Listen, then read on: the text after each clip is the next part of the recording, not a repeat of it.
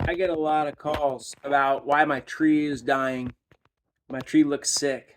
My plants look sick. My plants are dying. I get these calls all the time.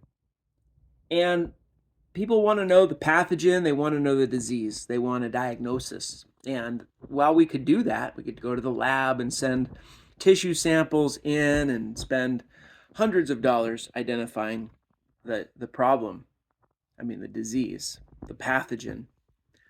Um, I like to keep this a lot simpler, and I think this will go a long way for people dealing with plant pathology, plant disease issues, and that is this: healthy plants don't get disease. Healthy plants don't get insect issues. Healthy plants are resistant to these things because these pathogens are around us all the time.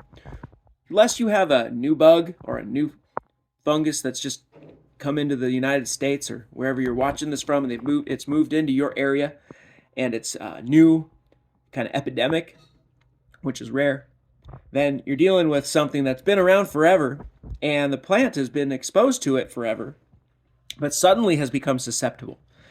And in the case of aphids and thrips, whitefly, there's evidence that shows the plant is actually signaling these insects to come attack it through things like pheromones, releasing faint chemical signals that these insects are naturally looking for, which says, I'm not well, take me out. Similar to the fungi. Now, here's the cause in my experience, having been an arborist and horticulturist for 20 years and paid a lot of attention to these things over the years. Too much water or too little water. Those are the two most common causes of plant illness, because you got to think about the roots and the soil. Like, let's just say it's like your intestines.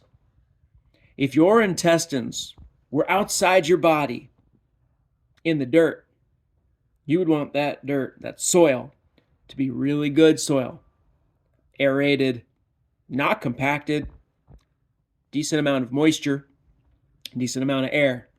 You'd want it to be healthy. Plants have a somewhat analogous digestive system, so to speak, in their roots, and the roots are exposed to the soil.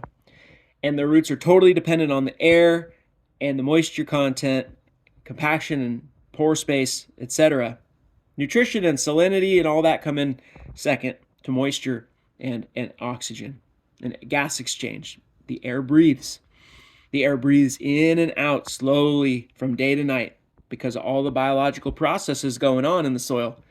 So if your soil is overly saturated, frequently saturated, and won't drain, or is so frequently irrigated that it's like pretty much wet all the time, you're going to have anaerobic conditions, you're going to have low gas exchange, you're going to have pathogenic bacteria and fungi proliferate.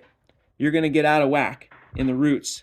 Now, if your digestive system was out of whack with the wrong kind of beneficial microbes, or you've got pathogenic microbes in your digestive system, how are you going to feel? Probably pretty crappy. Probably other parts of your body are going to start getting sick because such a core component of your body is not working properly. Same with the tree. If its root system is suffering because it's diminished, dying, I mean, it's super complicated what goes on in the root zone, but let's just say if the roots aren't thriving, then the rest of the plant is falling behind in its function. Everything starts with the roots. And I can break down plant physiology for you in a couple simple ways. Photosynthesis in the leaves and the rest of what that goes on in the plant can be very separated. You've got 24 hours a day, 7 days a week, a respiration cycle, an oxidative reactive cycle, like an animal, breathing oxygen, exhaling carbon dioxide, using water and minerals and stored sugars to live, right? This is just think about your deciduous trees that lose their leaves in the wintertime. They're still respiring and they're still living all winter long without the leaves. The leaves just provide, not just, but the leaves are the initial source of complex carbohydrates that turn into a lot of other compounds, wood, different sugars, leaf tissue, flowers, fruit, whatever. It all starts in the leaves. We can talk about the leaves separately, because when your plant is dying or getting bugs or getting fungal infection, it's because 99% of the time, something's gone wrong in the root zone. And so if you have unhealthy soil or compacted soil or sun-baked hot soil or soil that's overly salty from application of fertilizers, too much of the wrong kind of fertilizer, you're going to have roots that are not 100% thriving. If your roots stop thriving, then the leaves start to diminish in their capacity to function, and that's what signals the bugs. That's what allows the fungal infection, especially if it's a leaf infection. So this is not an easy solution, but it's the beginning conversation of how do I get rid of the bugs in my plant? How do I stop the fungal attack? How do I get rid of the leaf spot or the aphids or the dripping honeydew, the sap, the black sooty mold all over the leaves? How do I get rid of all that? If you start with the soil moisture, and soil health, you'll have holistically healthier plants. And now the time it takes to fix all this can be slower than you may want, because you might want a pill. You might want an arborist to come out and spray something magical and bring it all back. But fact of the matter is, your plant was sick for a while, maybe years, before you started to see the effect of the bugs and the fungi and sooty mold and all that. So having patience and righting the ship will do a great benefit to not only the tree that's sick, but all the plants around it. If you have a garden, all the plants around it will benefit in kind.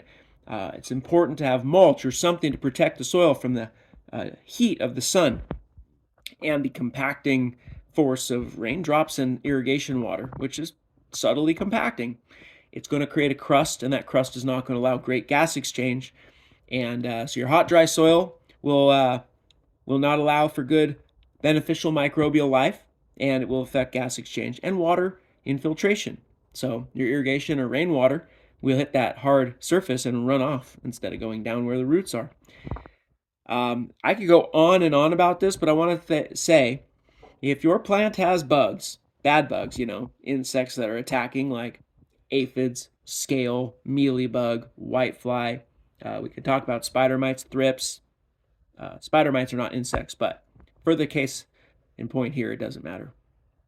You want to talk about getting your soil healthy before you start worrying about what pesticide to spray. And for sure, more fertilizer is not the answer. Good, healthy soil is loaded with nutrition. If you're applying a fertilizer, apply something that's complete organic, which means it's complex in nature and has to be broken down slowly. Something natural, something like fish meal, soybean meal, feather meal, kelp products, things that are named a part, a plant part, an animal part. If it says ammonium nitrate, that's not a part. That's a chemical. That's a compound. So if you irrigate with things that have, fertilize with things that have names that you recognize because they come from some other plant or some other animal, some other source, cottonseed meal, things like this. These are byproducts of other parts of agriculture. You're going to be closer to the right direction because you're putting something in the soil that's food and will be broken down by the soil microbes, soil food web, and made plant available. And then those microbes will also mine minerals from the soil, which is just tremendously full of plant nutrients. So we don't need to put fertilizer on all our plants if we have healthy soil. They will be just fine, because if you go out into Mother Nature, you go out in the forest or any grassland or shrubby area that's natural around where you live, there's no fertilizer. It's none needed.